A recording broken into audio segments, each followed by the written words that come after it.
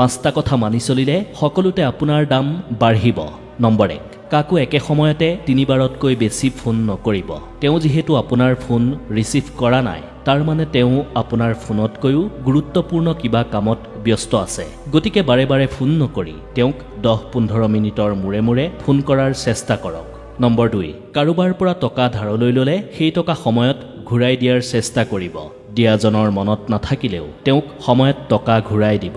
দিয়াৰ সময়ত তেওঁক এইদৰে কৃতজ্ঞতা জনাব যাতে তেওঁ দ্বিতীয়বাৰ আপোনাক মুক্তমনে নিসংকোচে টকা ধাৰলৈ দিব পাৰে। নম্বৰ 3, এতিয়াও বিয়া পতা নাই কিয়? এতিয়াও ঘৰ বনোৱা নাই কিয়? এই ধৰণৰ প্ৰশ্ন কাকো নকৰিব। এনে প্ৰশ্নই আপোনাৰ প্ৰতি আনজনৰ মনত বেয়া ভাৱ সৃষ্টি কৰাৰ সম্ভাৱনাই বেছি থাকে। নম্বৰ 4, আনৰ মতামতক সন্মান জনাবলৈ শিকক। কোনোবাই কথা কৈ থাকোঁতে মাজতে মাত নিদিব। সন্মুখৰজনৰ কথা শেষ হোৱাৰ পিছতহে আপুনি নিজৰ মত দাঙি ধৰিব।